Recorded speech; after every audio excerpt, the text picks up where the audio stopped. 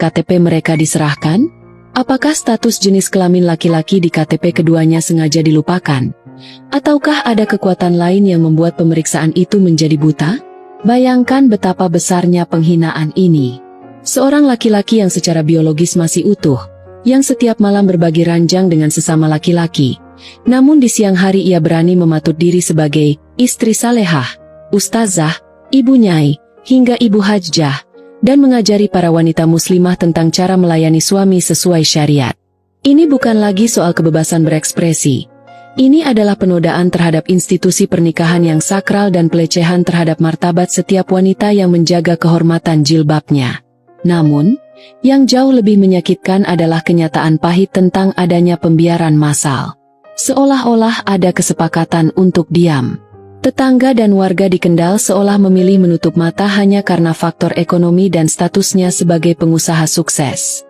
Organisasi besar yang namanya sering ia catut seolah hanya bisa buang badan dan berdalih bahwa dia hanya simpatisan. Bahkan, ustaz-ustaz kondang yang seharusnya menjadi benteng terakhir penjaga syariat kini seolah hanya bisa berpantun dan berdalil manis di media sosial, tanpa ada satupun yang mengambil sikap tegas untuk menyeret oknum ini ke jalur hukum. Kini, sirkus dan komedi hitam Eko Purnomo di atas mimbar seolah sudah usai dan berlalu. Layar ponsel dimatikan, kolom komentar dikunci rapat. Setelah tirai identitasnya tersingkap dan fakta bahwa ia adalah pria tulen terpampang nyata pada Mei 2025 lalu, ia masih bisa bernapas lega.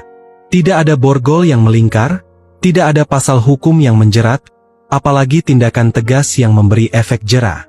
Dunia seolah baik-baik saja, padahal sebuah fondasi sakral baru saja diacak-acak. Ia seolah membuktikan bahwa di negeri ini, syariat bisa dijadikan panggung sirkus asalkan memiliki koneksi dan kekuatan untuk membungkam sekitar.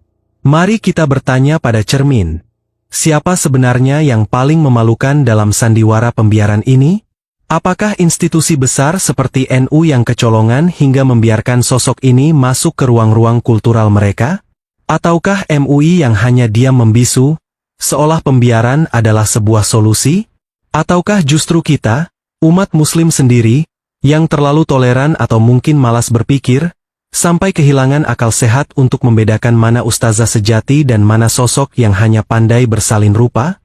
Bayangkan jika panggung ini terjadi di tanah Arab Saudi. Ceritanya tidak akan berakhir dengan sekadar menutup akun media sosial.